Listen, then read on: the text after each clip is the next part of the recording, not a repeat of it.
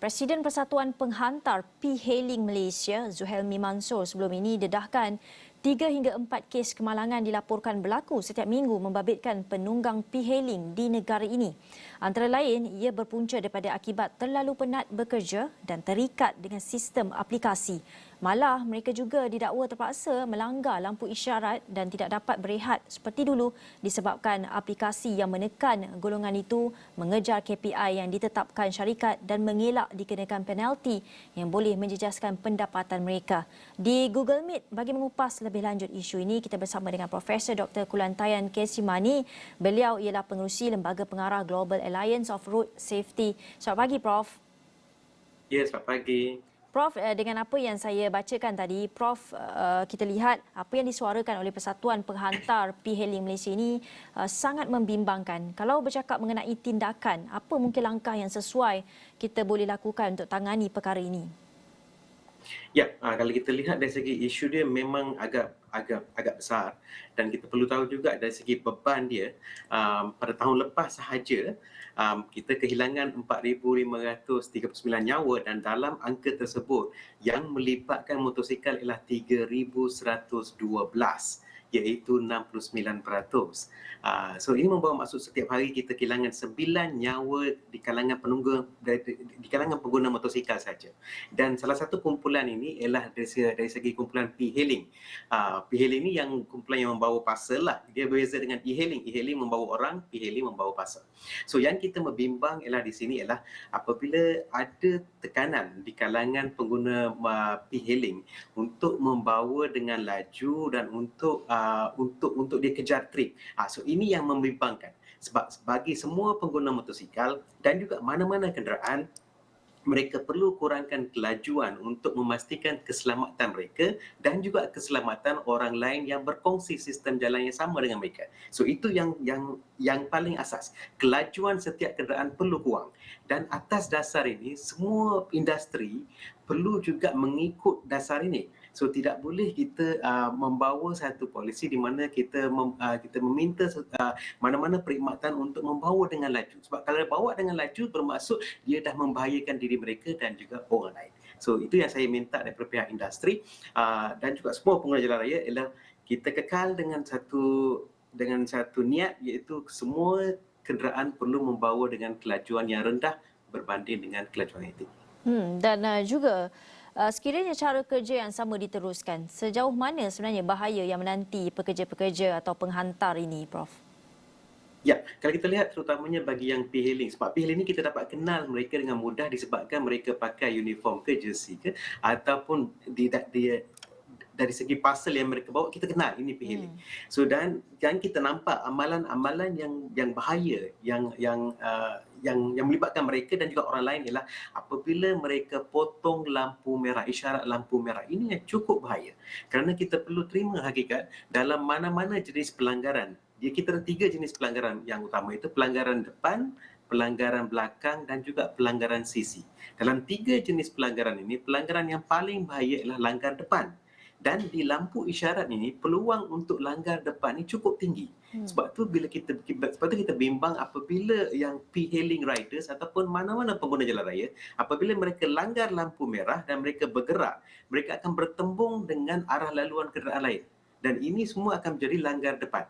So, kemungkinan besar langgar depan ini akan berakhir dengan kemalangan maut.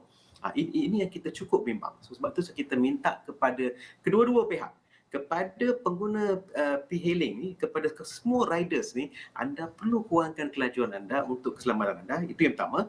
Dan juga supaya jangan langgar lampu merah, itu cukup bahaya kepada diri anda. Dan seterusnya yang saya nampak ialah isu melanggar arus. Sebabkan kalau mereka ikut arus yang biasa, mungkin jarak perjalanan agak jauh. So ada setengah-setengah tempat apabila mereka ingin buat delivery, mereka langgar arus supaya jarak perjalanan mereka itu singkat. So kita kena ingat balik juga konsep dia. Apabila kita langgar arus, again kita terdedah kepada langgar depan. So langgar depan inilah yang kita cuba nak elak sebaik mungkin. Dan apa yang disuarakan oleh Persatuan Penghantar ini adalah pastinya kebimbangan kerana semakin hari semakin ramai yang menjadi mangsa kemalangan. Tetapi sehingga ke hari ini kita tidak mendapat respon dari pihak syarikat ataupun pihak industri sendiri. Apa yang mungkin boleh persatuan lakukan ataupun pekerja penghantar ini boleh lakukan? Saya melihat konsep keselamatan jalan raya ini adalah sebagai satu isu yang kita punya tanggungjawab bersama. Okey, supaya kita tidak membebankan mana-mana satu pihak saja. So apabila dia menjadi tanggungjawab bersama, maka semua orang mempunyai peranan untuk memastikan keselamatan industri ini. So di pihak industri, di pihak industri yang kita minta ialah untuk memastikan mereka bertanggungjawab kepada pekerja mereka, okey, sebab kita kena ingat pekerja mereka membawa jenama mereka. Okey, apabila membawa jenama mereka, bila kita nampak saja apa saja amalan yang tidak selamat di atas jalan raya, kita terus akan label, oh ini syarikat A, ini syarikat B.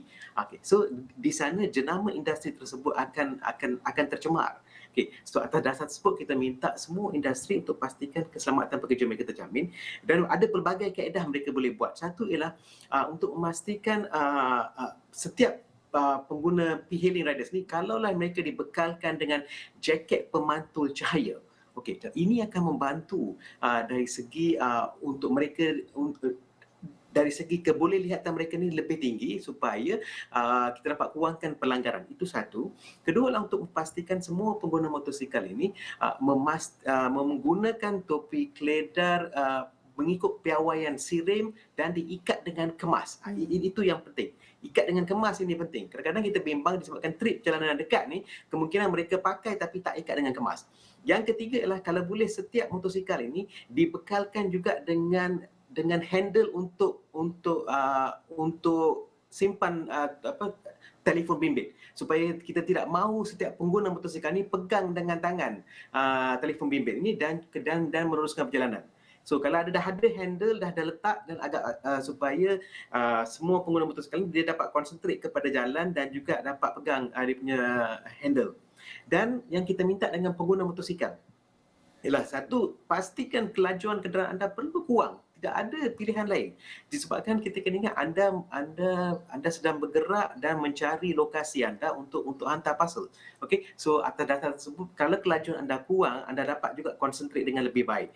Okey. Dan kedua ialah sebaik mungkin anda dah lihat destinasi anda nak pergi sebelum anda bergerak, bukan semasa perjalanan. So kalau anda dah lihat dari segi mapping dia dah, okey, lebih kurang kat mana kawasan tu, baru anda teruskan perjalanan. Dan jika di mana anda perlu lihat balik mapping dia, kalau boleh berhentilah di tempat yang agak selamat, kemudian tengok balik mapping dia baru bergerak. Kita bimbang apabila kita menjalankan dua kerja ni pada satu masa yang sama, tumpuan sepenuhnya kita tak mampu nak bagi atas jalan, dan atas dasar tersebut kita terdedah kepada kemalangan. Dan juga kita kena ingat bukan saja kita yang terlibat, tapi orang lain juga turut terlibat.